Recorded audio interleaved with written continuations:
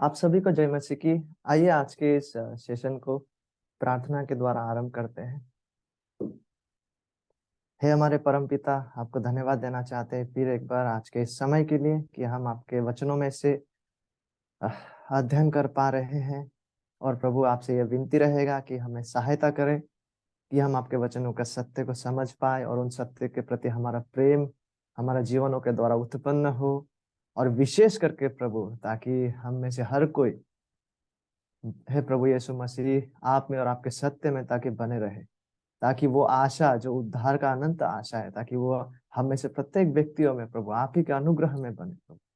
और साथ ही साथ हमें सहायता करे प्रभु, ताकि वो आशा हमारे जीवनों में हमारे धार्मिक जीवन के द्वारा ताकि प्रदर्शित हो। धन्यवाद के साथ हम सबको आपके चरणों में समर्पण करते हैं और ये विनती को यीशु मसीह के महान नाम से मांगते हैं, आमीन।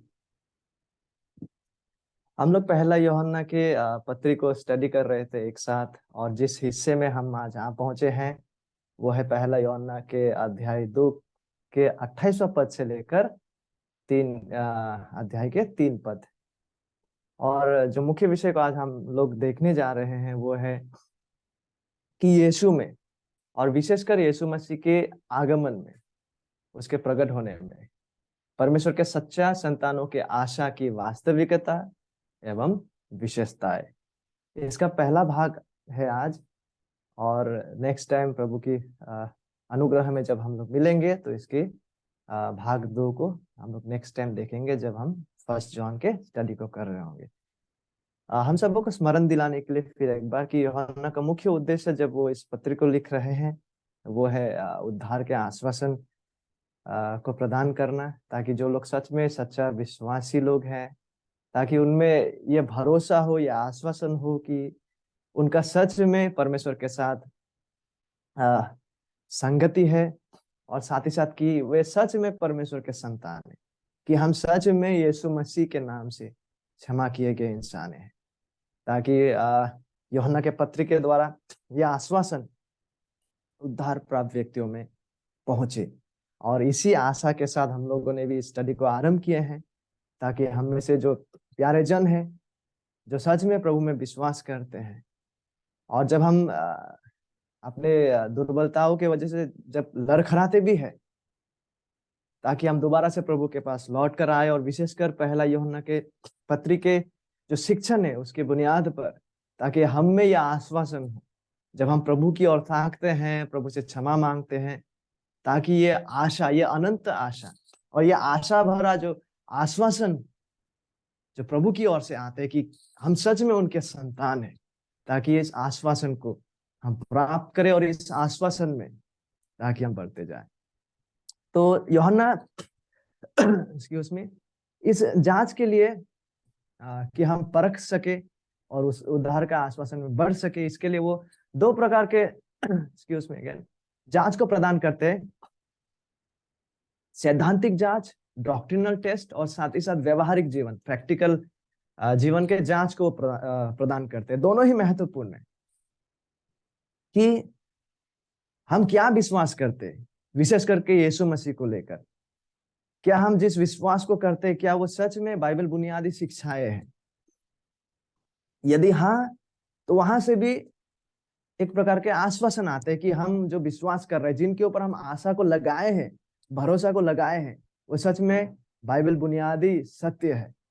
और दूसरी ओर व्यवहारिक जीवन का जांच को भी यूहन्ना प्रदान करते हैं। मतलब कि कैसे कोई विश्वासी परख के जान सकेंगे कि वो प्रभु में है, क्योंकि जब हम सत्य को विश्वास करते हैं उसका फल भी हमारे जीवन में दिखाई देता है। हमारे जीवन अलग होते हैं परमेश्वर के वचन के अनुसार। और हम लोगों ने तमाम सा टेस्ट्स को देखे, और ये दोनों ही जांच के द्वारा क्या हो, ताकि बाइबल बुनियादी आश्वासन एक विश्वासी के जीवन में आए। और इन्हीं बातों को जब हम स्टडी कर रहे थे, हम यहाँ पहुंचे हैं। इससे पहले हम लोगों ने पिछले बार देखे हैं, जहां हमने मसीह विरोधियों को लेकर चेतावनी को देखे, और साथ ही साथ विश्वासियों को प्रदान करता हुआ आश्वासन की बात। और उसके बाद जो नेक्स्ट सेक्शन है वो आज के ये सेक्शन है। तो आइए इन पदों को पढ़ते हैं। लिखा हुआ है, अतः हे बालकों, उसमें बने रहो कि जब वो प्रकट हो तो हमें हियाव हो, और हम उसके आने पर उसके सामने लज्जित ना हो। यदि तुम जानते हो कि हम धर्मी है, तो यह भी जानते हो कि जो कोई धर्म का काम या फिर धार्मिकता का काम करता है वह उससे जन्मा है। देखो पिता ने हमसे कैसा प्रेम किया है कि हम परमेश्वर की संतान कहलाए, और हम है भी। इस कारण संसार हमें नहीं जानता क्योंकि उसने उसे भी नहीं जाना। हे प्रियो, अब हम परमेश्वर की संतान हैं, और अभी तक यह प्रकट नहीं हुआ कि हम क्या कुछ होंगे। इतना जानते हैं कि जब वह प्रकट होगा तो हम उसके समान होंगे, क्योंकि उसको वैसे वैसा ही देखेंगे जैसा वो है। और जो कोई उस पर यह आशा रखता है वह अपने आप को वैसा ही पवित्र करता है जैसा वह पवित्र है। तो जो मुख्य विषय है इन पदों में, जिसका हेडिंग को भी आज मैंने रखे हैं, वो है यीशु में, प्रभु यीशु मसीह में, और विशेषकर उनके प्रकट होने के समय में परमेश्वर के सच्चा संतानों के आशा की वास्तविकता एवं विशेषता है। और सबसे पहली बात जिसको हम यहाँ देख पाते हैं 28वां पद में, वो ये है कि ये जो आशा है, ये जो अनंत उद्धार का जो आशा है, इसका जो वास्तविकता और विशेषता है, वह यीशु मसीह में बने रहने के द्वारा संरक्षित एवं सुनिश्चित किया जाता है। ठीक है। और दूसरी महत्वपूर्ण विशेषता इस अनंत उद्धार को लेकर, इस महान आशा को लेकर, वो ये है कि ये आशा जो है ना, वो धार्मिकता के अभ्यास के द्वारा प्रदर्शित या प्रमाणित होते हैं। और इन्हीं दो बातों को आज हम लोग केंद्र देंगे और इन्हीं दो बातों को देखेंगे। और प्रभु का इच्छा हुआ तो नेक्स्ट टाइम जब हम लोग फर्स्ट जॉन के स्टडी करेंगे तो अगला 3 विषयों को हम लोग नेक्स्ट टाइम देखेंगे। तो आज के जो 2 मुख्य बातें हैं वो है कि ये जो आशा है, विश्वासियों में जो उद्धार की आशा है, और विशेष करके यीशु मसीह के प्रकट होने का समय से जो संबंधित जो आशा है और उस आशा की जो वास्तविकता और विशेषताएं है, वो मसीह में बने रहने के द्वारा संरक्षित एवं सुनिश्चित किया जाता है। और साथ ही साथ यह आशा जो है वो धार्मिकता के अभ्यास, practising righteousness in day to day life, आज इस जीवन में, इसके द्वारा प्रदर्शित एवं प्रमाणित होते हैं। नेक्स्ट टाइम प्रभु की इच्छा में जब हम फर्स्ट जॉन की स्टडी करेंगे तो हम देखेंगे कि यह जो आशा है, ये जो उद्धार की आशा है, ये जो महान उद्धार की जो आशा है विश्वासियों में, यह आशा परमेश्वर के प्रेम के द्वारा स्थापित एवं निर्मित किया गया है। और ये जो आशा है वो यीशु को देखने और उसके स्वरूप में सिद्ध रूपांतरण द्वारा पूर्ण और प्रतिफलित आखिरकार होते हैं। और ये जो आशा है यह पवित्रीकरण और शुद्धिकरण के द्वारा चिन्हित होता है। क्या? तो आइए आज के हिस्से को शुरू करते हैं। पहला यूहन्ना 2 अध्याय 28 पद कि ये जो आशा है, उद्धार की जो आशा है, ठीक है, यीशु मसीह के प्रकट होने के समय विशेषकर यह आशा जो है मसीह में बने रहने के द्वारा संरक्षित एवं सुनिश्चित किया जाता है। लेट्स रीड दिस वर्स, पहला यूहन्ना 2 अध्याय के 28वां पद। अतः हे बालकों, उसमें बने रहो। सी वी ऑलरेडी हैव दिस, बने रहने की सच्चाई, उसमें बने रहो कि जब वो प्रकट हो तो हम जब वह प्रकट हो तो हमें हियाब हो, और हम उसके आने पर उसके सामने लज्जित ना हो। तो जॉन जब इस सेक्शन को आरंभ करते हैं, he begins with other word, जहां से यह प्रतीत होता है कि John is starting a new section now, next section. इससे पहले वाला सेक्शन जो है वो 2 अध्याय के 27 पद तक है। And then now because he introduces this word, ये शब्द को वो इंट्रोड्यूस कर रहा है, जिससे यह प्रतीत होता है बहुत संभावित that he starting a new section now, वो नई सेक्शन को, अनुच्छेद को आरंभ कर रहे हैं। और ये जो अतः शब्द है, इट मीन्स कि इस महत्वपूर्ण समय पर, इस महत्वपूर्ण समय पर या इस महत्वपूर्ण क्षण पर, और वो बालकों को एड्रेस कर रहे हैं, हे बालकों। और ये जो बालकों शब्द है, ये केवल जो प्रभु यीशु मसीह में जो आत्मिक रूप से जो शिशु की अवस्था में है, आत्मिक शिशु, केवल वो नहीं, लेकिन ये बालकों शब्द जो है टेक्निया, ये परमेश्वर के प्रत्येक संतानों को प्रदर्शित करता है। यानी प्रत्येक चरणों के, एवरी स्टेज के, चाहे वो विश्वासी परिपक्व क्यों ना हो, चाहे वो विश्वासी वयस्क क्यों ना हो आत्मिक रूप से, चाहे वो विश्वासी आत्मिक रूप से शिशु ही क्यों ना हो, हर स्तर के विश्वासियों को संबोधित करते हुए ये बात को किया जा रहा है कि है बालक को। एंड देन वो आगे कहता है उसमें बने रहो। यह एक आदेश है, ठीक है, बने रहने का यह आदेश है। और बने रहने का अर्थ क्या है? यदि हम लोगों को याद होगा, लास्ट टाइम भी हम लोगों ने इस विषय को देखे थे। इसका अर्थ है कि निरंतरता से बने रहने की क्रिया, और उसमें यानी कि यीशु मसीह में, उसके शिक्षा में और उनके द्वारा परमेश्वर में बने रहने का वास्तविकता यह है। ये केवल जीवन के एक समय के बने रहने के बारे में नहीं है, लेकिन कंटिन्यूअस, निरंतरता से बने रहने की, उनके साथ जुड़े रहने की, सच्चा विश्वास के द्वारा, सच्चा कम्युनियन के द्वारा, सच्चा यूनियन के द्वारा, ठीक है, यीशु मसीह में होकर उनके शिक्षा और परमेश्वर में बने रहने की यह वास्तविकता है। और ये जो शब्द है बने रहना, जब हम फर्स्ट जॉन के, पहला यूहन्ना के पत्री को ही स्टडी करने लगते हैं, और विशेषकर दूसरा अध्याय को, एटलीस्ट 9 बार इस शब्द का उपयोग किया गया। और जहां कहीं भी शब्दों को इस तरह से दोहराया जाता है, हम लोगों के लिए शायद ये थोड़ा अद्भुत लग सकता है, बट उनके समय में क्या है, जब किसी भी विषय पर कोई लेखक जो है केंद्र को लगाना चाहता है, या उसमें हमारा अटेंशन को आकर्षित करना चाहता है, तो उन लोग क्या करते थे, उन लोग बातों को, शब्दों को दोहराते थे। तो एटलीस्ट 9 टाइम्स इस वर्ड को जो है, बने रहने का जो वास्तविकता है, उनको जॉन ने रिपीट्स इट इन चैप्टर 2, पहला यूहन्ना के दूसरा अध्याय में। और यह बने रहना जो है, इसे जब हम और साधारण भाषा में, सरल भाषा में और अधिक प्रैक्टिकल रीति से अगर समझना चाहते हैं, तो यह जो बने रहना है, यह पवित्र आत्मा के द्वारा, पवित्र आत्मा के कार्य के द्वारा, मैं HS लिखता हूँ, होली स्पिरिट, पवित्र आत्मा के कार्य के द्वारा, ठीक है, प्रभु यीशु मसीह, जीसस में, प्रभु यीशु मसीह में होकर विश्वासियों का, बिलीवर्स का, जो परमेश्वर के साथ, triune God of the Bible के साथ जो परमानेंट संबंध है, जो जीवित संबंध है, जो गहरा संबंध है, उसको दर्शाता है।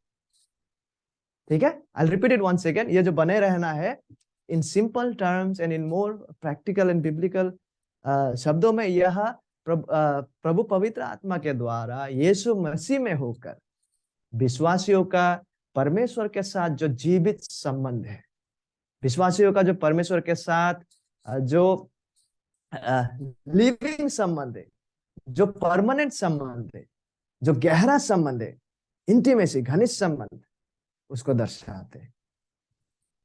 इसलिए हमें चौंकना नहीं चाहिए जब यीशु मसीह इस वर्ड, इस शब्द को लेकर, व्हेन वी रीड यूहन्ना का जो सुसमाचार है, उसका चैप्टर 15 में काफी बार यीशु मसीह ने भी इस वर्ड को यूज किया है। और स्वयं जो यूहन्ना है, द सेम राइटर, उन्होंने उन बातों को रिकॉर्ड किया है। Let's read from John's gospel chapter 15, जहां कुछ पदे हैं जहां पे हम इन शब्दों को पाते हैं, बिकॉज स्वयं प्रभु यीशु मसीह ने भी इन सच्चाई को सिखाया। और कहीं ना कहीं जब हम पतरस का भी प्रचार को सुनते हैं और देखते हैं उनके पत्री में, और जब हम यूहन्ना का भी पत्री में, और यूहन्ना का सारा पत्रियों में जब यूहन्ना का शिक्षाओं को भी देखते हैं, we should not be surprised. हमें आश्चर्यचकित नहीं होना है, और आप इस बातों को पाएंगे, आपको ऐसा लगेगा कि हम प्रभु यीशु मसीह का बातों का इको को सुन रहे हैं वहां पे। ठीक है, राइटली सो, क्योंकि उन लोगों ने उन्हीं बातों का प्रचार किया जिन बातों को यीशु मसीह ने सिखाया। तो when John is teaching us about बने रहो, अबाइडिंग, वो उसका कोई नई बात नहीं है, लेकिन उन्होंने वो बातों को कहां से पाया? स्वयं प्रभु यीशु मसीह से। प्रभु यीशु मसीह जब अपने शिष्यों को, विशेषकर जब यूहन्ना लोग भी वहां मौजूद थे, इन जॉन चैप्टर 15 इन बातों को करते हैं। Let's read this versus. John chapter 15 ये यूहन्ना का सुसमाचार है, ठीक है, पत्री नहीं।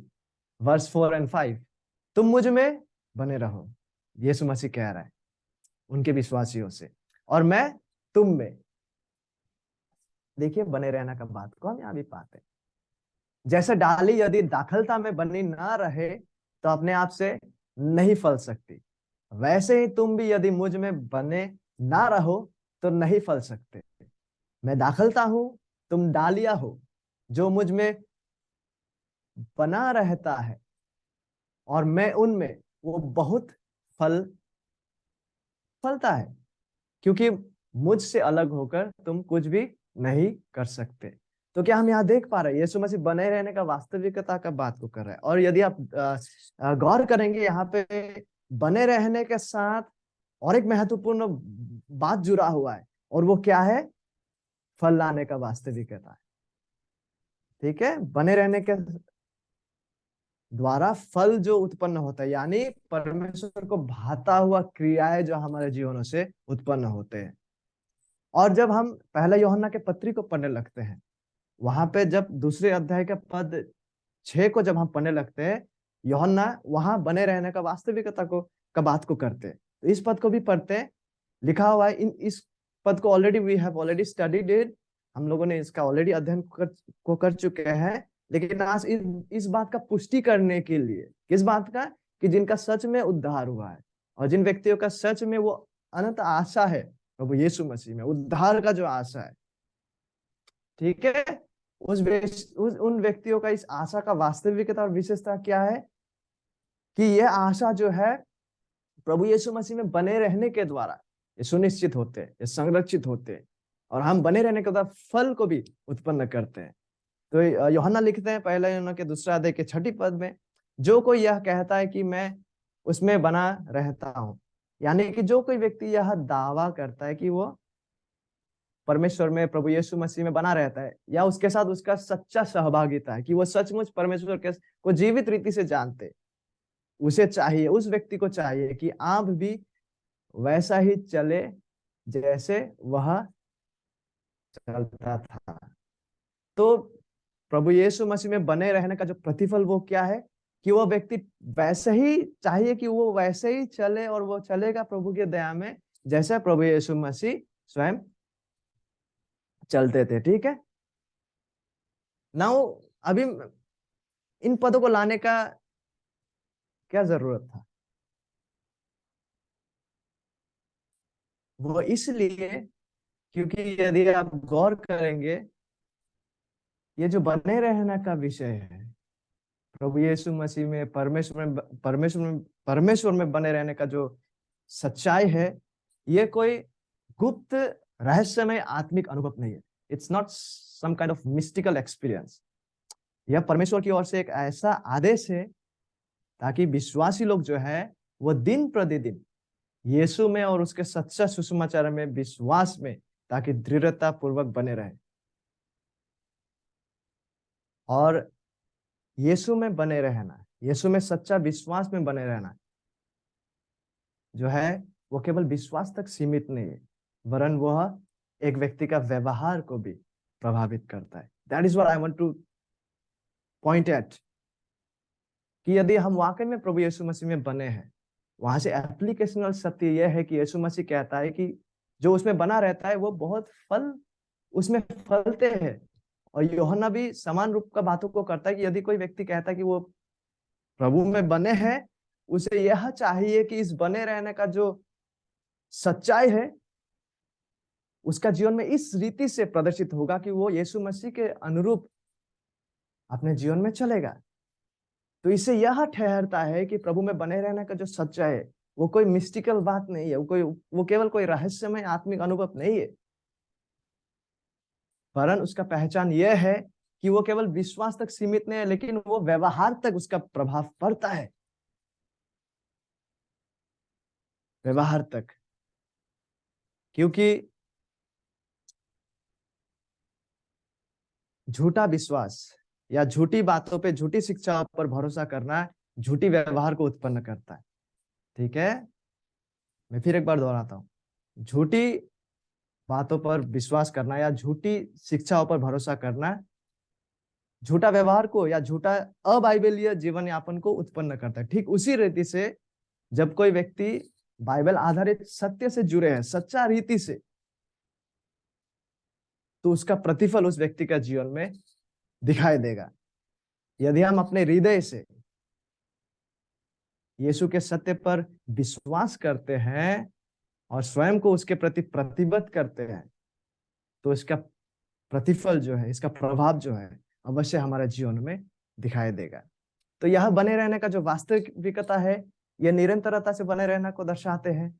और क्या था? और यह बने रहना जो है प्रभु पवित्र आत्मा के द्वारा यीशु मसीह में होकर परमेश्वर के साथ एक जीवित संबंध को दर्शाते हैं। और साथ ही साथ जब ये सच्चाई किसी के जीवन में घटते हैं, ये केवल विश्वास तक सीमित नहीं रहता है, ये केवल कोई रहस्यमय बात नहीं है, वरन यह इस रीति से प्रतिफलित होता है कि हमारा जीवन जो है इस सच्चाई से प्रभावित होता है। हमें प्रभु यीशु मसीह के जैसा स्वरूप आने लगते हैं प्रभु की दया में।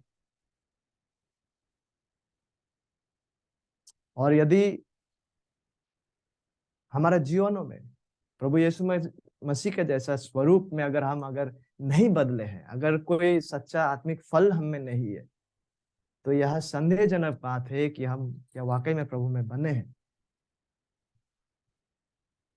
ठीक है, जो कोई व्यक्ति जो सुसमाचार पर विश्वास करने का दावा करते हैं, लेकिन आखिरकार बाइबल आधारित बुनियादी सत्य को त्याग देता है, इससे यह प्रदर्शित होता है, और यह बहुत ही संभावित है कि वो अभी तक इस अनंत जीवन से वंचित है।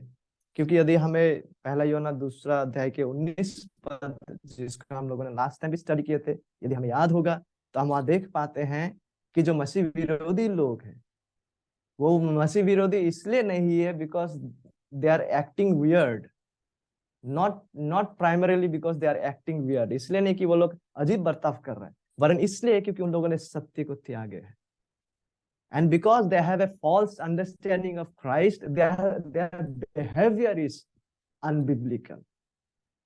ठीक है, क्योंकि झूठे चीजों को भरोसा करना अनबिब्लिकल, अबाइबलीय चरित्र को उत्पन्न करते हैं। ठीक उसी रीति से बाइबल आधारित सत्य पर भरोसा करना, जब कोई व्यक्ति सच्चा रीति से बना रहता है, यह बाइबलीय चरित्र को उस व्यक्ति के जीवन में उत्पन्न करता है। लेकिन यदि कोई व्यक्ति दावा करता है, लेकिन यदि उसके जीवन में कोई बाइबलीय यीशु मसीह का जैसा चरित्र कभी देखा नहीं गया, तो ये बहुत ही संदेहजनक है कि क्या उसमें वास्तविक रीति से ये उद्धार का आशा है भी।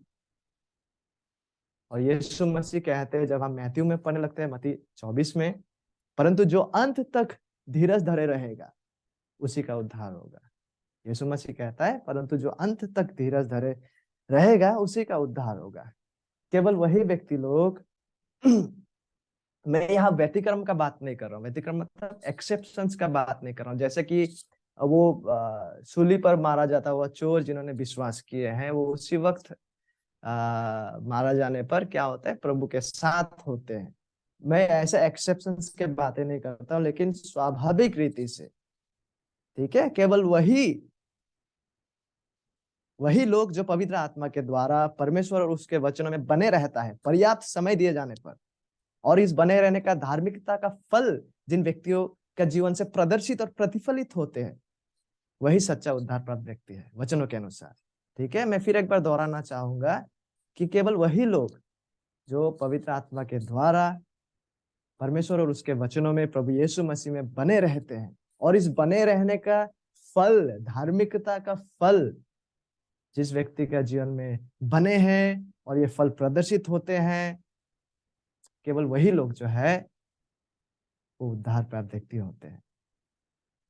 और सच्चा विश्वासी लोग जो है वो अंत तक प्रभु के दया में जो है प्रभु में बने रहेंगे, सच्चा विश्वास में वो बने रहेंगे, वो मसीह में बने रहेंगे, क्योंकि परमेश्वर ने उन्हें संरचित किया है। और क्योंकि परमेश्वर ने उन्हें संरचित किया है, he who begin a good work, जिन्होंने विश्वासियों में भला कार्य को उत्पन्न किया, वो उसे अवश्य समाप्त करेंगे।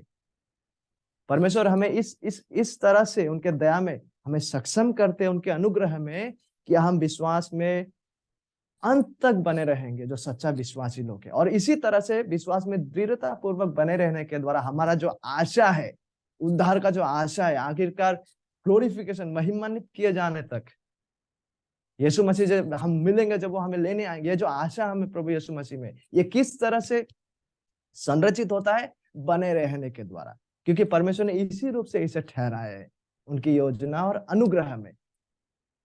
इसलिए पौलुस कहते हैं, मैं जो भी हूं परमेश्वर के अनुग्रह से हो। यद्यपि उन्होंने सारा वो श्रम को किए हैं, विश्वास की लड़ाई को लड़े हैं, विश्वास में बने रहे हैं, विश्वास का फल को उत्पन्न किए हैं, नेवरदलेस वो प्रभु की दया और अनुग्रह के बदौलत है। तो सच्चा विश्वासी लोग जो है वो सचमुच जीवन का अंत तक वो विश्वास में बने रहेंगे। और उनका ये जो आशा है, प्रत्येक विश्वासियों में जो उद्धार का आशा है, वो जो महान आशा है, वो आशा विश्वास में बने रहने के द्वारा, जो प्रभु की दया से बने रहेंगे, इसके द्वारा संरक्षित होते हैं, सुनिश्चित किए जाते हैं।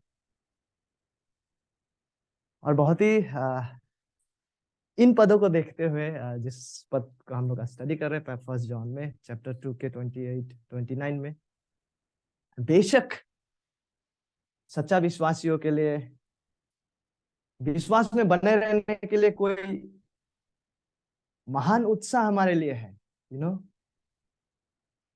और संपूर्ण बाइबल के संदर्भ में, विशेषकर नया नियम के संदर्भ में, एक महान प्रभु में बने रहने का जो एक महान प्रोत्साहन और मोटिवेशन जिसे हम कह सकते हैं, पता है वो क्या है? फर्स्टली वो ये है कि परमेश्वर ने हमसे इस रीति से प्रेम किया और यीशु मसीह हमारे लिए मारा गया, हमारे लिए, हमारे पापों के अधर्म के लिए उन्होंने मारा गया। The gospel itself इतना महान प्रोत्साहन है हमारे लिए, जो यीशु मसीह ने हमारे लिए किए हैं, जिसके लिए हम कभी भी योग्य और काबिल थे भी नहीं। He saved us। उसके प्रेम में होकर, उसके दया में होकर उन्होंने हमें बचाया है, छुड़ाया है पाप के दासत्व से। ये महान एक प्रोत्साहन है कि हम उनमें बने रहे, हम उनके लिए अपने जीवन को संपूर्ण रीति से दे दे। लेकिन यूहन्ना यहाँ पे यीशु मसीह का समाप्त कार्य की ओर नहीं, लेकिन उनके प्रकट होने की ओर इशारा करते हुए और एक महान प्रोत्साहन को प्रदान करते हैं। ठीक है, विश्वासियों के लिए बने रहने का एक महान प्रोत्साहन, और एक महान प्रोत्साहन क्या है? वो ये है कि यीशु मसीह आने वाला है, कि यीशु मसीह विश्वासियों को लेने आने वाला है। और ये आने वाला जो विषय है उसे इमिनेंट कहते हैं। इमिनेंट मतलब सन्निकट, it can happen at any moment of time. वो कभी भी घट सकते हैं, वो कभी भी घट सकते हैं। और जो लोग रैप्चर में विश्वास करते हैं, हम इस रीति से इसे देखते हैं कि वो कभी भी घट सकते हैं। It is imminent, near future, कभी भी वो किसी भी समय घट सकते हैं। और यही कि यीशु मसीह कभी भी प्रकट होंगे उनके लोगों को लेने के लिए। ये सच्चाई जो है विश्वासियों को प्रोत्साहन प्रदान करता है उनमें बने रहने के लिए। और इन्हीं बातों को यूहन्ना यहाँ पर आगे रखते हैं। उसमें बने रहो। और बने रहने का प्रोत्साहन क्या है, इसका वजह क्या है? How are we going to be motivated? वो कहते हैं जब वो प्रकट हो तो हमें हियाब हो, जब वो प्रकट हो तो हमें हियाब हो, और हम उसके आने पर उसके सामने लज्जित ना हो।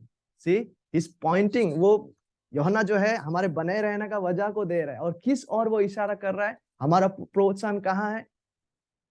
कि जब, यानी कि निश्चित रूप से यीशु मसीह प्रकट होंगे। लेकिन जब वो प्रकट होंगे, और ये प्रकट होना कब है? इमिनेंट, कभी भी, eight any moment of time. जब वो प्रकट होंगे तो हम में ताकि हियाब हो। ठीक है, हम में ताकि हियाब हो। और यहाँ पे जो प्रकट होने की बात को किया जा रहा है, यह पुनरुत्थित महिमान्वित मसीह जब अपने कलीसिया को लेने के लिए प्रकट होंगे, जिसे हम रैप्चर के नाम से जानते हैं। तो हमें मतलब किन्हें? यहाँ पे जो है यूहन्ना स्वयं को भी यहाँ इंक्लूड कर रहा है, स्वयं लेखक और उसके विश्वासी श्रोता है। और इट इम्प्लाइज, यहाँ से यह प्रतीत होता है कि प्रत्येक सच्चा विश्वासी है, ताकि हमें क्या हो? हम बने रहेंगे। क्यों? ताकि जब प्रभु यीशु मसीह प्रकट होंगे तो हमें क्या हो? हमें हियाब हो, और ये हियाब होने का जो बात है, to have confidence, to have confidence, ठीक है। और ये जो हियाब होने का बात है, किस प्रकार का कॉन्फिडेंस, ये मुख्य रूप से बोलने में स्वतंत्रता को दर्शाते हैं, या स्वतंत्र और निडर कॉन्फिडेंस, भरोसा या आश्वासन को दर्शाते हैं। हमें बने रहना है ताकि जब प्रभु यीशु मसीह प्रकट हो तो हमें ये हियाब, हमें इस प्रकार प्रकार का कॉन्फिडेंस हो, यीशु मसीह जब हमें लेने आएंगे, ठीक है। और इस प्रकार का कॉन्फिडेंस शब्द को नया नियम में और जगह में भी इस्तेमाल किया गया है। और जब हम अन्य जगह में देखते हैं, विशेषकर इब्रानी का पत्री में, तो ये हियाब जो है, यह वहां पे हियाब शब्द को परमेश्वर का सम्मुख जो है, परमेश्वर का सम्मुख जब हम आते हैं तो ताकि कॉन्फिडेंस के साथ हम आ सके, उस संबंध में इस शब्द को उपयोग किया गया। और यहाँ पे जो है, यह शब्द को बोलने में स्वतंत्रता या निडर कॉन्फिडेंस, भरोसा और आश्वासन को दर्शाते। और ये जो शब्द है, यह एक विश्वासी के हृदय के मनोभाव को व्यक्त करते हैं, एक विश्वासी के हृदय के मनोभाव को।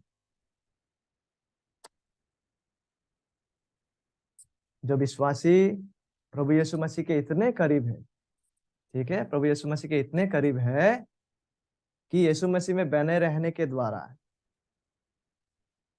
और यीशु मसीह में बने रहने के द्वारा जो फल उस विश्वासी में उत्पन्न होते हैं, ईश्वर भक्ति का जीवन के वास्तविकता का होने के द्वारा ये कॉन्फिडेंस आता है। और ताकि हम विनती करें और प्रभु ताकि हमें सहायता करे, ताकि इस प्रकार का हियाब हम में हो, इस प्रकार का कॉन्फिडेंस हम में हो, जो प्रभु यीशु मसीह में बने रहने के द्वारा उत्पन्न होता है, जो प्रभु यीशु मसीह में बने रहकर उनका आत्मिक फल जब हमारे जीवनों में आने लगते हैं, जब वचन इन बातों का पुष्टि करता है कि हम सच में परमेश्वर के हैं, वहां से होकर जो कॉन्फिडेंस आता है, जो आश्वासन आता है, ताकि यह आश्वासन जो है प्रभु की दया में, ताकि हमारे किसी के जीवन के हिस्से हो, ठीक है। और आगे यूहन्ना कहते हैं, और हम उसके आने पर उसके सामने लज्जित ना हो। May God be gracious to us, कि हमें इस प्रकार से लज्जित होना ना पड़े। और ये जो लज्जित होना का विषय है, कुछ कमेंटेटर्स लोग, विश्वसनीय कमेंटेटर्स लोग हैं, जो यहाँ कहते हैं कि यह लज्जित होना जो है, यह परमेश्वर जब विश्वासियों को पुरस्कार देने वाले हैं, उस समय किसी किसी विश्वासी जो लोग जो है वो लज्जित होने वाले हैं। मे बी बिकॉज उन लोगों को पुरस्कार नहीं मिलने वाला है, या इन बातों से लिंक करते हुए कुछ कमेंटेटर्स कहते हैं कि यह लज्जित होना विश्वासियों के संबंध में इस बात को किया गया है। लेकिन जब हम इसे गहराई से स्टडी करते हैं, ठीक है, कुछ और भी विश्वसनीय कमेंटेटर्स है जो वर्ड स्टडी जब हम करते हैं शब्दों का, तो जैसे फॉर एग्जाम्पल विंसेंट नामक विश्वसनीय प्रभु के सेवक टिप्पणकार कहते हैं कि यह जो है, यह लज्जित होने का जो शब्द है, यह जो वास्तविकता है, फाउंडेशनली बुनियादी रूप पे यह अपराध या अपराध बोध की शर्म के माध्यम से परमेश्वर से अलग होना और उसे सिकुड़ने का बुनियादी विचार को दर्शाते। ठीक है, यह लज्जित होना जो है वो अपराध बोध या अपराध के शर्म के माध्यम से परमेश्वर से अलग होना, परमेश्वर से सिकुड़ जाने का बुनियादी विचार को व्यक्त करते हैं। तो इसलिए ये जो लज्जित होने का विषय है, कहीं ना कहीं यह अविश्वासियों के संबंध में, यह अविश्वासियों के संबंध में है। या हम ये भी कह सकते हैं कि वे लोग जो विश्वासी होने का दावा करते हैं लेकिन सच्चा विश्वासी नहीं है, जैसे पद 19 में हम लोगों ने देखे थे, वो लोग कलीसिया से ही निकले थे, एक समय में कलीसिया के ही थे, दावा किया है कि वो विश्वासी है, लेकिन उनमें कभी भी सच्चा रीति से परमेश्वर, वो लोग जो है वो कभी भी सच्चा रीति से, हमने देखे हैं लास्ट टाइम कि वो सत्य को त्यागते हैं, मतलब वो लोग परमेश्वर और मसीह के सत्य में वो नहीं बने हैं। और जो इस प्रकार से जीवन जीते हैं, आखिरकार सत्य को त्यागते हुए वे लोग इस प्रकार से लज्जित होंगे, वे लोग इस प्रकार से लज्जित होंगे। जो अविश्वासियों के संबंध में इस शब्द को इस्तेमाल किया गया है, क्योंकि विशेषकर यूहन्ना के संदर्भ में ये लोग जो है, जो नॉस्टिक्स विचारधारा रखने वाले लोग हैं, आखिरकार उनका जो हिपोक्रेसी था, ठीक है, पाखंड जो था, इस सत्य से स्पष्ट हो जाएगा कि वो विश्वास में नहीं बने, यद्यपि उन लोगों ने विश्वास में होने का दावा किए थे। तो इस प्रकार का लज्जित किया जाना वैसे व्यक्तियों के संबंध में यूहन्ना यहाँ पे इस्तेमाल करते हैं। लेकिन परमेश्वर के सच्चा विश्वासी जो है, जो प्रभु यीशु मसीह में बने हैं, जो प्रभु की दया में, प्रभु की सत्य में बने हैं, वह इस प्रकार से लज्जित नहीं होंगे। ठीक है, वह इस प्रकार से लज्जित नहीं होंगे, वरन परमेश्वर के अनुग्रह में सच्चा विश्वासी लोग जो है, उन्हें धार्मिक ठहराया जाता है। धार्मिक ठहराया जाने का अर्थ यह है कि हमारा सारा अपराध और गुनाह यीशु मसीह में होकर क्षमा किए जाते हैं। It is finish. हमने जो पाप कल किए थे, हम जो गलती से, हम जो दुर्बलता से पाप आज भी कर रहे हैं, और आने वाला कल में भी जो पाप हमसे घटने जा रहा है, वंस एंड फॉर ऑल प्रभु यीशु मसीह हमारे उस पाप के लिए मारा गया है। और प्रभु यीशु मसीह का धार्मिकता देकर हमें धार्मिक ठहराया जाता है। और केवल उतना ही नहीं, लेकिन प्रभु के दया में हमें पवित्रीकरण में बढ़ाया जाता है, व्यवहारिक पवित्रीकरण में। और आखिरकार एक दिन आने वाला है जब प्रभु इस रीति से प्रकट होगा, जब हमें निष्पाप महिमान्वित देह दिया जाएगा, हमें पुनरुत्थित किया जाएगा, और अनंत पुरस्कार प्रभु के दया में दिए जाएंगे। तो सच्चा विश्वासी लोग जो है, वो इस प्रकार से लज्जित नहीं होंगे। प्रभु की दया में क्योंकि वो बने रहेंगे, उनमें एक प्रभु के अनुग्रह से आता हुआ एक कॉन्फिडेंस होंगे, एक आश्वासन होंगे कि वह प्रभु के हैं। और वे लज्जित नहीं होंगे, क्योंकि परमेश्वर ने उन्हें धार्मिक ठहराया, परमेश्वर ने उन्हें मसीह में होकर क्षमा किए, परमेश्वर उन्हें पवित्रता में बढ़ाएंगे। और प्रभु की दया में हम हर प्रयास को लगाए रहेंगे कि हम प्रभु में बने रहे, कि हम फल को लगाए, और आखिरकार प्रभु की दया में एक दिन हम महिमान्वित देह दिए जाएंगे और लज्जित नहीं होंगे। सच्चा विश्वासी लोग यीशु मसीह के समाप्त कार्य के बुनियाद पर, परमेश्वर के अनुग्रह के बुनियाद पर हम लज्जित नहीं होंगे, वरन हमें प्रभु के दया में इस प्रकार का हियाव होगा, और हमें पुरस्कार को प्रभु के दया में प्रदान किए जाएंगे। इन्हीं वास्तविकताओं को हम प्रकाशित वाक्य में पाते हैं। जब हम पढ़ने लगते हैं 22 अध्याय को, मैं पढ़ना चाहूंगा इन पदों को। प्रकाशित वाक्य 22 अध्याय के 12 पद हमसे कहता है, देख मैं शीघ्र आने वाला हूं, और हर एक के काम के अनुसार बदला देने के लिए प्रतिफल मेरे पास है। तो सच्चा विश्वासी लोग जो है, जो परमेश्वर के संतान है, प्रभु की दया में हम लज्जित नहीं होंगे, वरन लज्जित होने का मतलब है हम परमेश्वर से अलग नहीं किए जाएंगे, हम अपराध बोध और शर्म से सिकुड़े जाकर परमेश्वर से दूर त्याग दिए नहीं जाएंगे, वरन यीशु मसीह के वजह से, प्रभु के अनुग्रह के द्वारा, क्योंकि हम उनके अनुग्रह में होकर यीशु में बने हैं, हमें वो हियाव होगा। और प्रभु विश्वासियों को उनकी इच्छा के अनुसार पुरस्कार देंगे। ठीक है, तो इस रीति से हमारा जो है, हमारा वो आशा सुनिश्चित एवं संरक्षित किया गया है प्रभु यीशु मसीह में बने रहने के द्वारा। और दूसरी महत्वपूर्ण विषय जो है, उस आशा को लेकर, उस उद्धार का आशा को लेकर जब हम प्रभु से मिलेंगे, वो यह है कि वो आशा जो है, वो उद्धार की वास्तविकता जो है, वो आज हमारे इस जीवन में धार्मिकता के अभ्यास के द्वारा वह प्रदर्शित या प्रमाणित होते हैं।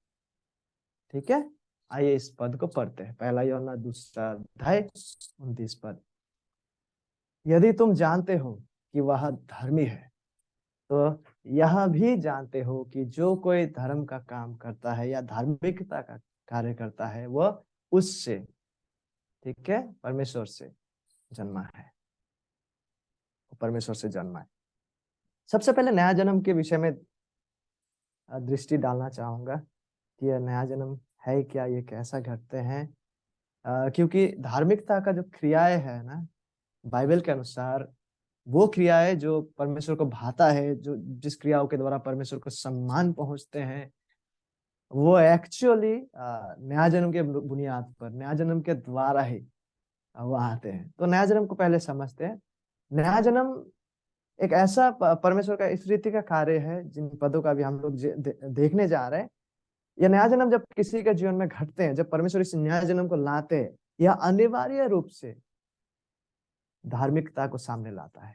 यह नया जन्म जो है वो अनिवार्य रूप से धार्मिकता का क्रिया को सामने लाता है। तो आइए उन पदों को पढ़ेंगे जिसमें हम नया जन्म के सच्चाई को पाते हैं कि यह है क्या, इसमें क्या होता है। यह आजकल 36 अध्याय, और ये किस रीति से धार्मिकता के साथ या हमारे पवित्रीकरण के साथ जुड़ा हुआ है। Let's read this verse. यह 36 अध्याय 26 से 27 पद। मैं तुमको नया मन दूंगा और तुम्हारे भीतर नई आत्मा उत्पन्न करूंगा। यह परमेश्वर इन बातों को कर रहा है नई वाचा के द्वारा उनके लोगों के जीवन में। जब परमेश्वर नया कार्य को करने जा रहा है, यह उस सच्चाई का प्रतिज्ञा है। ठीक है, मैं तुमको नया मन दूंगा, परमेश्वर नया मन देते हैं, और तुम्हारे भीतर नई आत्मा उत्पन्न करूंगा, और तुम्हारी देह में से पत्थर का हृदय निकालकर। पत्थर का हृदय मतलब एक ऐसा हृदय जहां पे बाइबल के सच्चा परमेश्वर के प्रति कोई प्रेम कभी था ही नहीं। और प्रत्येक लोग जो है वो इसी स्थिति में जन्म लेते हैं। जब हम भजन में भी पढ़ते हैं, जिस बातों को पौलुस दोहराते हैं रोमी 3 में, पता है हम क्या पाते हैं वहां पे। जब भजन में हम देखते हैं परमेश्वर स्वर्ग से पृथ्वी की ओर ताकते हैं, और पता है परमेश्वर क्या देख पाते हैं। परमेश्वर यह देख पाते हैं कि कोई भी धार्मी नहीं है, कोई भी परमेश्वर को खोजने वाला व्यक्ति नहीं है, एक भी नहीं है। द सेम थिंग पॉल जो है रोमी 3 में वो दोहराते हैं, क्योंकि सब के सब भटक गए। सब के जीवन में फ्रॉम हमारे माँ के कोख से हमारा हृदय पत्थर का हृदय होता है, यानी जिस हृदय में परमेश्वर के प्रति कोई चाह नहीं है, जो हृदय कभी भी परमेश्वर को तलाशता नहीं है। बाइबल का सच्चा परमेश्वर, वी में search lots of different things, बहुत सारी चीजों को हम तलाश सकते हैं, बट बाइबल का सच्चा परमेश्वर को नहीं। खुद से जब तक ना हमारे जीवनों में से इस पत्थर का हृदय को निकाला ना जाए। ठीक है, तो इस और ऐसा स्थिति में हमारा कोई जन्म से ही ऐसा स्थिति में होते हैं। भजन 51 भी जब हम पढ़ते हैं, हम देख पाते हैं दाऊद कॉन्फेस, प्रभु पवित्र आत्मा में होकर राजा दाऊद इन बातों को करते कि उसके माँ के कोख से ही वो ऐसा पापी स्थिति में है। और परमेश्वर क्या प्रतिज्ञा करते हैं उनके लोगों के लिए, कि वह हम में ऐसा पत्थर का हृदय को निकालेंगे। जिस हृदय में परमेश्वर के प्रति कोई प्रेम नहीं है, जिस हृदय में परमेश्वर को खोजने का कोई चाहत नहीं है बिब्लिकली, जिस हृदय में परमेश्वर के प्रति और परमेश्वर की इच्छाओं को पालन करने का कोई चाहत नहीं है, कोई सच्चा लालसा नहीं है उनके वचनों के प्रति, इस हृदय को परमेश्वर नया जन्म के समय वो निकालते हैं और हमें मांस का हृदय देते हैं। यही वो प्रतिज्ञा करता है कि पत्थर का हृदय निकाल कर तुमको मांस का हृदय दूंगा। मांस का हृदय देने का अर्थ यह है कि हमें एक ऐसा हृदय देगा कि अब हम परमेश्वर के प्रति सक्रिय हो रहे हैं, अब हम परमेश्वर से प्रेम कर रहे हैं, अब हम परमेश्वर को तलाश रहे हैं, उनको खोज रहे हैं, उनको जानने के लिए उत्साहित हो रहे हैं, उनके वचन को अध्ययन करने के लिए प्रोत्साहित हम हो रहे हैं। इस रीति से परमेश्वर जब नया जन्म का कार्य को करते हैं कि इंसान का हृदय को वो बदलते हैं। और सातवें सब पद हमसे कहता है, मैं अपना आत्मा तुम्हारे भीतर देकर ऐसा करूंगा कि तुम मेरी विधियों पर चलोगे। क्या हम देख पा रहे हैं नया जन्म का प्रभाव में क्या हो रहा है। एक विश्वासी उनकी विधियों पर चलेंगे, क्योंकि परमेश्वर ने उनकी आत्मा देकर ऐसा कार्य को किया है, और वो कहते हैं कि मेरे नियमों को मानकर उनके अनुसार करोगे। क्या हम यहाँ पे इस सच्चाई को देख पा रहे हैं कि ये जो सारा नया जन्म का कार्य जो है उसको परमेश्वर कर रहा है। ठीक है, मैं दूंगा, परमेश्वर कह रहा है, मैं करूंगा। इट इज गॉड पर्सनल जो प्रोनाउन को हम यहाँ देख पाते हैं, इस क्रिया को परमेश्वर करते हैं, परमेश्वर की ओर से यह क्रिया घटते हैं। और जब इस क्रिया को परमेश्वर करते हैं, उनके फलस्वरूप, उनके प्रभाव के स्वरूप क्या है, हमारे जीवन बदलने लगते हैं। तो यही है धार्मिकता का कार्य और परमेश्वर के नया जन्म का बीच में संबंध। ठीक है, परमेश्वर इस कार्य को करते हैं जिसके फलस्वरूप, जिसका प्रभाव धार्मिकता का क्रिया, पवित्रता का जीवन, परमेश्वर का इस महान कार्य का प्रतिफल है। क्योंकि हम शारीरिक स्वभाव में कभी भी परमेश्वर को चाहने वाले व्यक्ति नहीं है, लेकिन परमेश्वर जब इस रीति से हमें बदलते हैं तो इसका प्रभाव को हम हमारे जीवनों में देख पाते हैं। यूहन्ना 3 अध्याय 6 से 8 पदों में प्रभु यीशु मसीह भी समान बातों को दोहराते हैं। वो कहते हैं क्योंकि जो शरीर से जन्मा है वो शरीर है, और जब हम हमारे माँ के कोख से जन्म लेते हम केवल शरीर है। विच मीन्स परमेश्वर के आत्मा के विषय में हमारा कोई चाहत नहीं है। हम केवल उन्हीं बातों को करते हैं जो शारीरिक बातें हैं, और जो आत्मा से जन्मा है वो आत्मा है। इसलिए हमें नया जन्म की आवश्यकता है। अचंभ मनाकर कि मैंने तुझसे कहा तुझे नए सिरे से जन्म लेना आवश्यक है। और 8 पद में यीशु मसीह कहता है हवा जिधर चाहती है, यह जो है ये हवा के साथ प्रभु यीशु मसीह परमेश्वर का उद्धार का कार्य, प्रभु पवित्र आत्मा का उद्धार का कार्य में जो संप्रभुता है, सॉवरेंटी, उसको यहाँ पे व्यक्त कर रहा है। हवा जिधर चाहती है उधर चलती है, इजंट इट? हम हवा को पकड़ के नहीं रख सकते, वो जिधर चाहती है उधर चलती है। और तू उसका शब्द सुनता है परंतु नहीं जानता कि वह कहाँ से आती और किधर को जाती है। Isn't it really? क्या ये सच नहीं है? भले हमें हवा का प्रभाव को हम महसूस करते हैं, लेकिन एग्जैक्टली किस रीति से, कहां से उत्पन्न होकर, किस पदार्थों के द्वारा और किस प्रिंसिपल्स पे बेस रखते हुए वो चलते हैं, इसका फुल डिटेल्स हम नहीं जानते। वरन इतना जरूर जानते हैं कि जब हवा का झोंका, जब निकोदिमस वहां पे खड़ा था यीशु मसीह के साथ, जो आजू बाजू में जो ट्रीज रहे होंगे उसका पत्ता जब हिल रहा होगा, या हवा का झोंका जब स्वयं प्रभु यीशु मसीह या निकोदिमस के बालों को छूकर जा रहा होगा, वी कैन फील दैट। हम उसका हवा जब गुजरते उसका प्रभाव का अनुभव को हम, यदि भी हम एग्जैक्टली फुल डिटेल्स के साथ ये नहीं जानते कि वो कहाँ से उत्पन्न हो क्या आ रहा है, बट एटलीस्ट ये जरूर जानते जब हवा उसका प्रभाव को छोड़ते। यीशु मसीह आखिरकार वही कहते हैं अंत में, जो कोई आत्मा से जन्मा है ऐसा ही है। वी माइट नॉट नो कि हाउ एग्जैक्टली प्रभु पवित्र आत्मा ने हमें नया जन्म को हम में किया है, कब हमारे भीतर घुसकर कैसे उस हृदय को निकाले।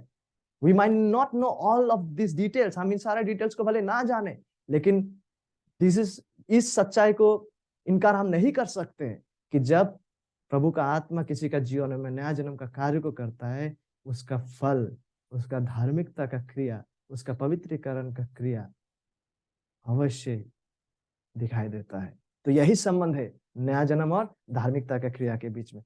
इन बातों को लाना इसलिए जरूरी था क्योंकि कुछ कुछ शिक्षाएं जो काफी प्रचलित है, उनमें यह माना जाता है कि हम पहले धार्मिक क्रिया को करते, हम पहले विश्वास को करते, उसके बाद हमें नया जन्म को दिया जाता है, उसके बाद। लेकिन बिब्लिकली और लॉजिकली यह संभव नहीं है। क्यों संभव नहीं है? क्योंकि नेचुरल आदमी जो शारीरिक दशा में है, जिसका नया जन्म नहीं हुआ है, वो परमेश्वर को नहीं चाहता है, उसका हृदय पत्थर का है। और इफिसियंस 2 हमसे कहता है कि वो पाप में मृत हालत में, मतलब परमेश्वर के प्रति कोई चाहत, कोई प्रतिक्रिया का वो दे ही नहीं सकता है जब तक ना परमेश्वर उस व्यक्ति का जीवन में नया जीवन को दे, जिसके फल स्वरूप वो व्यक्ति जो है अभी रेस्पॉन्ड कर पा रहा है, प्रतिक्रिया दे पा रहा है परमेश्वर के प्रति, और परमेश्वर के धार्मिकता के क्रियाओं में वो जुड़ पा रहा है। ठीक है, तो आई होप हम इस भिन्नता को समझ पाए। तो इस भिन्नता को समझने के बाद इस पद को संक्षेप में देखते हैं। यदि तुम जानते हो, जॉन को यह पता है कि उसके जो विश्वासी श्रोताएं हैं, दे नो, यदि तुम जानते हो, वो अज्यूम कर रहा है कि वो जानते हैं। यदि तुम जानते हो कि वह धर्मी है, यानी परमेश्वर की बात किया जा रहा है। यदि वो धर्मी है, धर्मी कहने का अर्थ है कि परमेश्वर हमेशा वही करता है जो सटीक है, और स्वयं परमेश्वर ही उस मान को स्थापित करता है जो सही है। ठीक है, परमेश्वर धर्मी नियम के अधीन नहीं है, ऐसा हम ना सोचे, वरन ऐसा है कि परमेश्वर जब कभी भी कुछ भी करता है वो हमेशा वही करता है जो धर्मी, और धार्मिकता का मान और स्टैंडर्ड को स्वयं परमेश्वर ही स्थापित करता है। ठीक है, तो जॉन सेस कि यदि तुम जानते हो कि वह धर्मी है, तो यह भी जानते हो कि जो कोई धर्म का काम करता है, जो कोई धार्मिकता का काम करता है, वो उससे जन्मा है या वो परमेश्वर से जन्मा है। और ये नया जन्म कैसे घटता है, हमने अभी भी बाइबल के कुछ अन्य पदों को लेकर इसे समझने का प्रयास किया है। और देखिए, क्योंकि यूहन्ना के श्रोताए जानते हैं, यूहन्ना के श्रोताए विश्वासी जो बच्चे हैं, बालक है, वह जानते हैं कि परमेश्वर और यीशु मसीह जो है वो धर्मी है। और साथ ही साथ वे लोग यह भी जानते हैं कि जो कोई धार्मिकता का काम करता है, जो कोई धार्मिकता का अभ्यास करता है, वो इसलिए उस धार्मिकता का अभ्यास करता है क्योंकि वह जो है परमेश्वर से जन्मा है। परमेश्वर ने उस व्यक्ति को नया जन्म को प्रदान किया है, और इस नया जन्म का प्रभाव में जो है वो धार्मिकता का क्रिया उस व्यक्तियों का जीवन में दिखाई दे रहा है।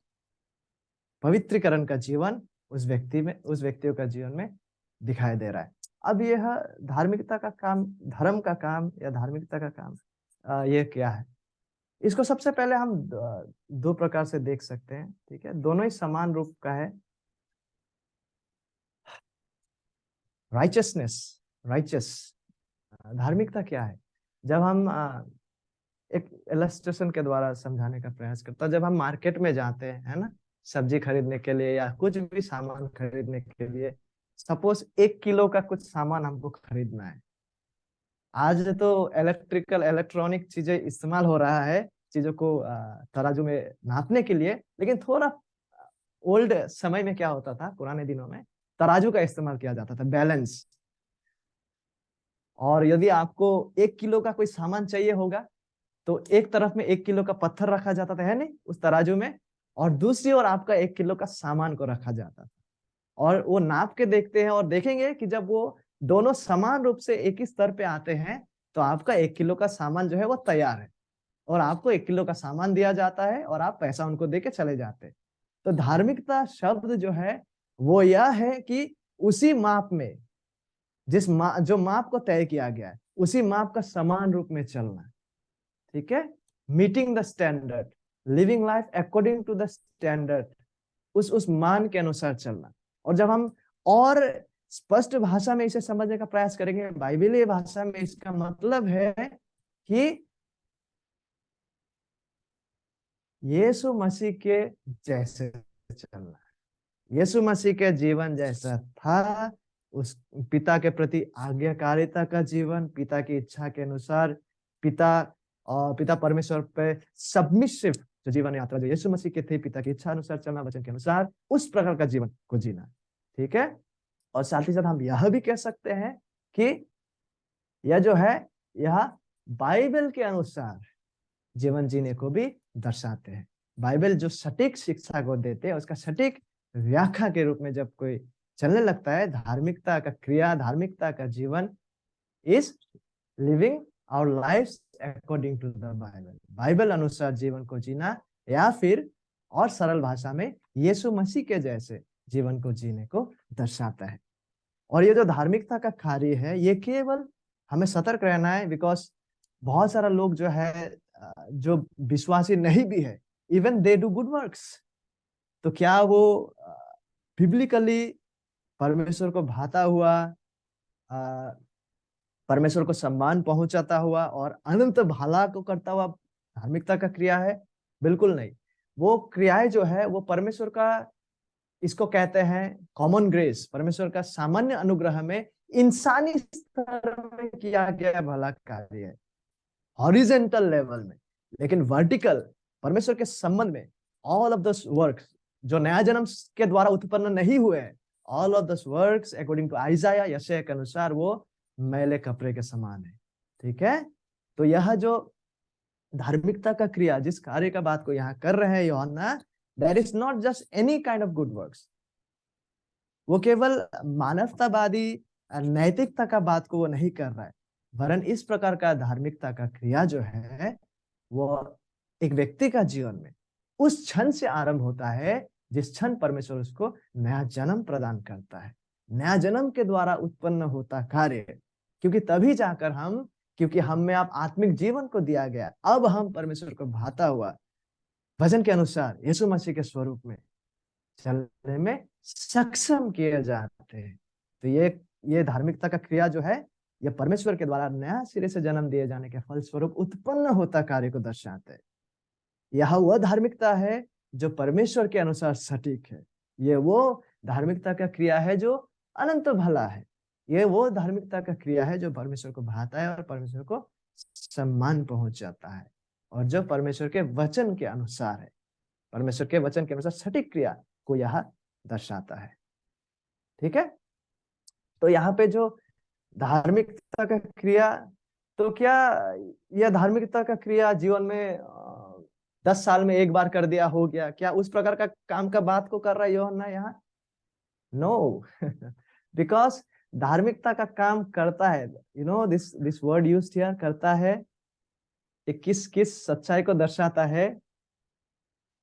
हमारे बीच में डियर हिंदी टीचर है, यू नो, यह वर्तमान काल के, प्रेजेंट काल के कंटिन्यूअस हैबिचुअल कार्य को दर्शाते हैं। ठीक है, ये धार्मिकता का कार्य जो है, it is habitual to believers, because हम में नया जन्म को दिया गया है, क्योंकि पवित्र आत्मा हम में बसता है। इसलिए यह जो कार्य है, यीशु मसीह का जैसा चलना, बाइबल के अनुसार चलना, परमेश्वर को भाता हुआ जीवन, यह काम को जब हम करते हैं, दिस करता वर्ड, ये हैबिचुअल आदत के तौर पर परमेश्वर के अनुसार चलना को दर्शाता है, अभ्यास के तौर पर, क्योंकि किसी व्यक्ति के हैबिट उसके चरित्र का परिचय को देता है। और जब कोई व्यक्ति आदत के तौर पर इस प्रकार से वो चलते हैं, धार्मिकता का क्रियाओं को करते हुए परमेश्वर की इच्छा अनुसार, यीशु मसीह के जैसे बाइबल सम्मत रीति से, जब वो इस तरह से जीवन को जीते हैं, पता है वो क्या परिचय को देते हैं, वो क्या प्रदर्शित करता है। और यूहन्ना कहते हैं कि तुम जानते हो, what you know when you see a life, such life, जब ऐसा जीवन किसी के जीवन से प्रदर्शित हो रहा होता है, इट इम्प्लाइज, यह प्रमाण करता है कि सच में उस व्यक्ति का परमेश्वर से नया जन्म हुआ है। ठीक है, ये हैबिचुअल एक्सरसाइज, अभ्यास के तौर पर जब हम धार्मिकता के जीवन को जीते हैं, ये इस बात का प्रमाण, इस बात का पुष्टि, इस बात को प्रदर्शित करता है कि हमने सचमुच परमेश्वर को जाने, कि परमेश्वर ने सचमुच हमारा जीवन में नया कार्य को किया है। इसलिए जब हम 1 जॉन का लेटर का स्टडी करते हैं, जो इंग्लिश में स्टडी करते हैं, आप एक शब्द को बार बार दोहराते हुए पाएंगे, इस पत्र में। You know what is that word? What is that one word? KNOW, ये रूट वर्ड, जानना। और यूहन्ना के क्षेत्र में, और जब पतरस भी कहते हैं कि ताकि हम प्रभु यीशु मसीह का ज्ञान में, उसका पहचान में, उसको जानने में, उसका नॉलेज में बढ़े, वो केवल दिमागी इंटेलेक्ट का बात को नहीं कर रहा है, केवल दिमाग में इंफॉर्मेशन भरने का बात को नहीं कर रहा है, वरन यह जो जानना है, यह परमेश्वर के द्वारा नया जन्म पाकर उनके साथ प्रेम में संबंध का स्थापित होकर उनके साथ कम्युनियन करने के द्वारा उनको जानने को दर्शाता है। ठीक है, और धार्मिकता का क्रिया जब हमारे जीवन में दिखता है, प्रदर्शित होता है, वो इस सच्चाई को पुष्टि करता है कि हम सच में परमेश्वर को जाने हैं। Not just head knowledge, but we know him in such a way, कि हम उन्हें इस रूप से जाने हैं और जानने में बढ़ रहे हैं, जो उनके साथ प्रेम में संबंध का स्थापित होने को दर्शाते। ठीक है, तो आखिरकार यदि कोई व्यक्ति, एक सवाल के तौर पे हम सभी के लिए है, यदि कोई व्यक्ति सचमुच यीशु के सुसमाचार को जानने का दावा करता है, और वो कहता है कि मैं तो उसे जानता हूँ, लेकिन अगर उसके जीवन में कभी भी सच्चा आत्मिक फल या धार्मिकता का क्रिया कभी दिखा नहीं गया, कभी ये सच्चाई प्रदर्शित नहीं हुआ, तो आई थिंक इससे बहुत बड़ा संभावना यह है कि हमें खुद से सवाल करना चाहिए कि क्या हम वाकई में परमेश्वर को जाने हैं। और यदि एक विश्वासी जो है, एक सच्चा विश्वासी, सचमुच यीशु के सुसमाचार के सत्य को जानते हैं इस रूप से कि उनके साथ जीवित संबंध हमारा स्थापित हुआ है, और यदि हम उन पे सच में विश्वास करते हैं, सच्चा विश्वास, और यदि हमारा सच में यीशु मसीह का आने के साथ, यीशु मसीह का प्रकट होने के साथ हमारा उद्धार का आशा अगर सच में उनमें है, कि जब मसीह कलीसिया को लेके आएंगे तो हम आशावान है कि हम लज्जित नहीं होंगे, वरन हम उनके साथ होंगे, हमारा हियाब हियाब रहेगा। We will have confidence to be with him. हम परमेश्वर के आनंद में प्रवेश करेंगे। यदि हमारे जीवन में सच में यह आशा है, how do we know that हमारे पास यह आशा है? आज हमने दो बातों को देखा। How will we know that we have that hope? हमें उद्धार का यह महान आशा है। How will we know? सबसे पहले, ठीक है, कि वो आशा जो है वो उद्धार का वास्तविकता हमारा इस जीवन में, वर्तमान जीवन में धार्मिकता के निरंतर अभ्यास के द्वारा प्रदर्शित एवं प्रमाणित होते हैं। ठीक है, how will we know that हमारा आशा सच में प्रभु में है, कि जब वो आएंगे हम लज्जित नहीं होंगे, हम उनके साथ होंगे, उनके आनंद में प्रवेश करेंगे। इस वास्तविकता से यह पुष्टि और प्रदर्शित होता है कि वो उद्धार का वास्तविकता है, वो आशा का जो विशेषता है, वो इस बात से प्रदर्शित और प्रमाणित होता है कि हमारे जीवन में, इस जीवन धार्मिकता का कार्य का अभ्यास दिखाई देगा, जो नया जन्म से होकर उत्पन्न होते हैं, कि हम अब परमेश्वर की इच्छा अनुसार, उनके वचन के अनुसार जीने में बढ़ रहे। नॉट हम परफेक्ट नहीं होंगे, हम गिरेंगे जरूर, लेकिन हम प्रभु के दया में आकर उनसे क्षमा मांगेंगे जब हम पाप में गिरेंगे, और दोबारा हम क्या करेंगे, धीमे से ही, लेकिन प्रभु के दया में एक नई दिशा में, धार्मिकता का मार्ग में हम बढ़ने लगेंगे। और दूसरी बात क्या है, कि हमें कैसा पता होगा कि हमें ये आशा है? ये आशा जो है वह आज इस जीवन में प्रभु यीशु मसीह में और उनके सत्य में बने रहने के द्वारा सुनिश्चित एवं संरक्षित किए जाते हैं। जहां झूठे विश्वासी लोग सत्य को त्यागते हैं, सच्चा विश्वासी लोग सत्य को प्रेम करते और सत्य में बने हुए हैं। और यही वास्तविकता जो है, इसी के द्वारा, सत्य में बने रहने के द्वारा ये आशा जो है, ये सुनिश्चित एवं संरक्षित किया जाते हैं। तो दो महत्वपूर्ण सवाल यहाँ से वो ये है कि क्या हम सच में नया जन्म से उत्पन्न होता धार्मिकता का क्रिया में बने हैं आज? क्या हम धार्मिकता का अभ्यास को करते हैं? क्या हम यीशु मसीह के स्वरूप में, बाइबल के अनुसार, जैसे परमेश्वर ने अपनी इच्छाओं को बाइबल में प्रकाश किया है, क्या हम अपने जीवन को उस अनुसार अभ्यास के तौर पर चल रहे हैं? या फिर परमेश्वर का वचन हमारे लिए एक बोझ के समान है, वी हेट इट, बट हम इसलिए कर रहे हैं क्योंकि मजबूरी से हम कर रहे हैं? क्या हम ऐसे हैं, या अभ्यास के तौर पर, बिकॉज वी लव गॉड, क्योंकि हम मसीह से प्रेम करते, क्योंकि परमेश्वर के वचनों पे हम दिन रात ध्यान करते? जो सच्चा धार्मिक व्यक्ति है, his delight is in the law of the Lord, उसका आमोद, उसका प्रसन्नता परमेश्वर के वचनों पे है, ताकि वो परमेश्वर के वचन के अनुसार जी सके। दूसरी महत्वपूर्ण बात, कि क्या हम आज प्रभु यीशु मसीह में, उनके सच्चा शिक्षा में बने हुए हैं?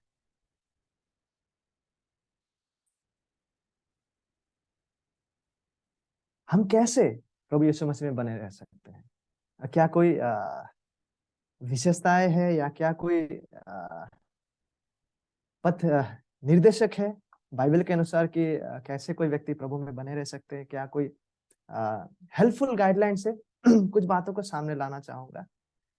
सबसे पहले प्रभु में बने रहने के लिए एक इंसान के जीवन में आवश्यकता है नया जन्म का, क्योंकि वो नया जन्म के द्वारा ही प्रभु के साथ एक किए जाते हैं। तो a person must first and foremost be born again, तभी जाकर वो यीशु मसीह के साथ जुड़ते हैं और यीशु मसीह के साथ एक किए जाते हैं। और दूसरा, कैसे हम बने रह सकते हैं जब हम विश्वासी बन जाते हैं नया जन्म के द्वारा, वो है कि विश्वासियों को परमेश्वर पे निर्भरशील होकर, ठीक है, परमेश्वर के वचनों से प्रेम करना है और उसका पालन करना हमें जारी रखना है। ठीक है, परमेश्वर पे निर्भरशील होकर, परमेश्वर के आत्मा में निर्भरशील होकर हमें परमेश्वर के पवित्र शास्त्र, उनके वचनों से प्रेम करना है और उनका पालन करना हमें जारी रखना है। और पवित्र आत्मा के वचन केंद्रित निर्देश के प्रति हमें समर्पित होना चाहिए और शास्त्र के सत्य के प्रति हमें प्रतिबद्ध रहना चाहिए। ठीक है, this are some of the helpful means जिसके द्वारा हम प्रभु में बने रह सकते हैं। और यह ना केवल हमारा प्रभु में बने रहने के लिए जरूरी है, वरन यीशु के सच्चा शिष्य होने को भी यह सच्चाई जो है वो दर्शाते हैं कि जब हम प्रभु के वचनों में बने रहते हैं, ठीक है, उनके उनके उनके वचनों को प्रेम करते हुए उनमें जारी रहते हैं, ना ही केवल इसके द्वारा हम यीशु मसीह के साथ बने रहते हैं, वरन उनके वचनों में बने रहना यह भी साबित करता है कि हम सच में उनके शिष्य हैं। ठीक है, यूहन्ना 8:31-32 पद में हम देख पाते हैं, तब यीशु ने उन यहूदियों से जिन्होंने उनकी प्रतीति की थी कहा, यीशु मसीह ने क्या कहा? यदि तू मेरे वचन में बने रहोगी, सी सेम वर्ड, यदि तू मेरे वचन में बने रहोगे। और ये बने रहना क्या दिखाता है? तो सचमुच मेरे चेहरे ठहरोगे। तो उनके वचनों में बने रहना ना ही केवल हमें प्रभु यीशु मसीह के साथ बना रखता है, वरन इससे यह भी साबित होता है कि हम सचमुच उनके चेले ठहरे हैं। और सत्य को जानोगे और सत्य तुम्हें स्वतंत्र करेगा, हमें उद्धार प्रदान करेगा, हमें उद्धार में बढ़ाएगा। तो इन बातों को मद्देनजर रखते हुए कुछ बातों को सामने लाना चाहूंगा एज एन एप्लीकेशन और रिफ्लेक्शन, और वो यह है कि अच्छी बाइबली शिक्षा स्वस्थ आध्यात्मिक जीवन उत्पन्न करती है, जबकि झूठी शिक्षा अधार्मिक व्यवहार की ओर ले जाता है। ठीक है, जब हम सच्चा बाइबली शिक्षा को पाते हैं और उस पर सच्चा रीति से विश्वास करते हैं, उस पर बने रहते हैं, उसका फल क्या है कि हम बाइबल आधारित आध्यात्मिक जीवन में हम बढ़ने लगते हैं। सच्चा शिक्षा जो है, जब हम उनमें विश्वास करते हैं, सच्चा रीति से ग्रहण करते हैं, हमें वो जो है यीशु मसीह में बने रहने के द्वारा आध्यात्मिक बाइबली आध्यात्मिक जीवन को उत्पन्न करते हैं, जबकि झूठी शिक्षा अधर्मी व्यवहार की ओर ले जाती है। इस बात को हम पहला यूहन्ना में ही देख पाते हैं। नॉस्टिक्स लोग इसलिए नॉस्टिक्स से इस तरह का व्यवहार में बने हैं क्योंकि वो लोग सत्य को त्याग दिए हैं। और सच्चा बाइबली शिक्षा जो है वो जड़ है, इस बात को एस लुइस जॉनसन ने कहे थे। ठीक है, सच्चा बाइबली शिक्षा जो है वो जड़ है और ईश्वर भक्ति और धार्मिकता का जीवन फल है। True teaching is true biblical teaching and righteous living. ठीक है, godly living is the fruit. आपको जड़ के बिना फल नहीं मिल सकता है, और यदि जड़ रोगग्रस्त शिक्षण है तो जीवन एक रोगग्रस्त पापमय जीवन होगा। I hope it is self explanatory. तो अच्छा बाइबलीय सत्य शिक्षण ही एकमात्र ऐसे साधन और हथियार है जो विश्वासियों को बचाता है और उन्हें एक ईश्वरीय जीवन की ओर ले जाता है, हमें प्रभु यीशु मसीह में बने रहने के लिए सहायता करता है। और वो क्या है? अच्छा बाइबलीय सत्य शिक्षण, true biblical teaching, true biblical preaching. वह एकमात्र ऐसा साधन या हथियार है जो हम विश्वासियों को बचाता है, हमें पवित्रीकरण की ओर ले जाता है, हमें मसीह में बने रहने की ओर ले जाता है और ईश्वरीय जीवन की ओर हमें बढ़ाते हैं। इसलिए हमें आश्चर्यचकित नहीं होना है जब यीशु मसीह ने प्रार्थना किया था पिता से। पता है क्या प्रार्थना किया था हमारा पवित्रीकरण के संबंध में? यूहन्ना 17:17 में यीशु मसीह प्रार्थना करते हैं, सत्य के द्वारा उन्हें पवित्र कर। एंड व्हाट इज दिस सत्य? तेरा वचन वो सत्य है। तो it is by and through God's word, परमेश्वर का वचन वो औजार और साधन है जिसके द्वारा हम पवित्रीकरण में बढ़ते हैं। और हम कैसे प्रभु में बने रह सकते हैं? उनके वचनों को प्रेम करने के द्वारा। ठीक है, उनके वचनों को प्रेम करने के द्वारा, उनके वचनों को पालन करना हमें जारी रखना है, उनके वचनों का सच्चा शिक्षण में हमें बने रहना है, क्योंकि सच्चा शिक्षण जो है उनपे बने रहने के द्वारा सच्चा हम प्रभु यीशु मसीह का सत्य रीति से जुड़ते हैं और हम आध्यात्मिक जीवन में बनने लगते हैं। और यही प्रभु यीशु मसीह का ख्वाहिश, इच्छा और प्रार्थना है कि सत्य के द्वारा हम पवित्र बने, और परमेश्वर का वचन ही वो सत्य है। ठीक है, तो हमने आज जिन विषयों को देखा, उस आशा के बारे में, उद्धार का आशा जो हमारा प्रभु यीशु मसीह में है, वो आशा जो है मसीह में बने रहने के द्वारा संरक्षित एवं सुनिश्चित किया जाता है। और वो आशा जो है धार्मिकता के अभ्यास के द्वारा प्रदर्शित एवं प्रमाणित होते हैं।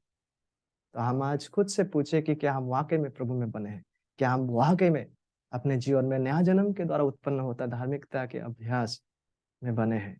यदि ये सच्चाई हमें दिखते हैं तो ये सच में एक आश्वासन की बात है कि हम में यह आशा है। डियर ब्रदर्स एंड सिस्टर्स, यद्यपि पाप से हम कभी कभी लड़खड़ाएंगे, but we have a hope in Christ, we have a hope through Christ, कि जब वो आएंगे किसी भी क्षण हमें हियाब होगा, we will have confidence to be with him. हमें पुनरुत्थित देह दिए जाएंगे। We have this eternal eternal eternal hope in Christ. क्या ही आश्वासन की बात है यदि ये सच्चाई हमारे जीवन में आज हम देख पाते हैं।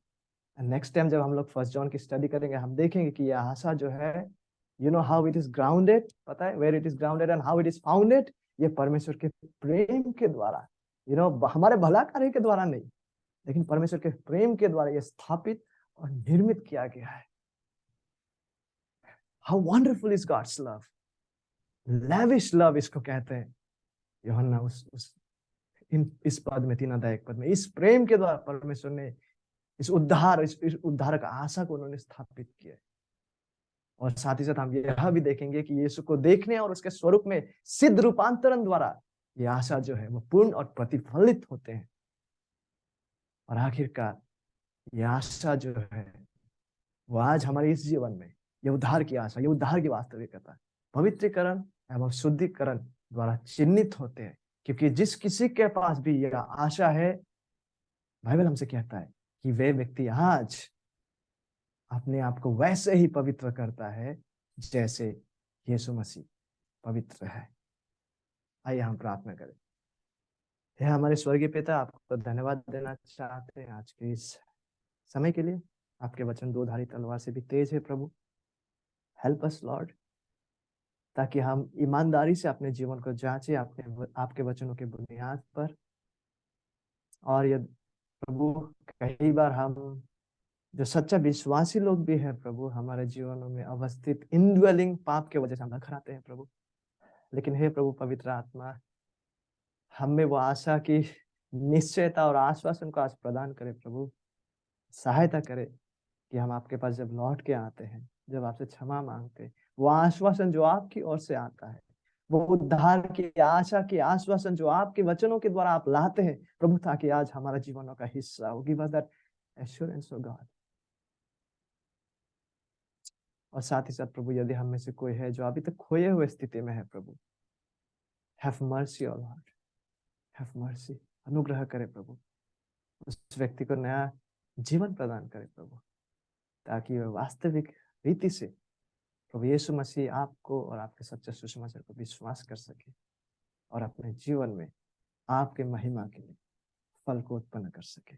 धन्यवाद के साथ हम सबों को आपके चरणों में समर्पण करते हैं। सारा आदर सम्मान और महिमा आप ही को देके विनती यीशु मसीह के महान नाम से मांगते हैं, आमीन।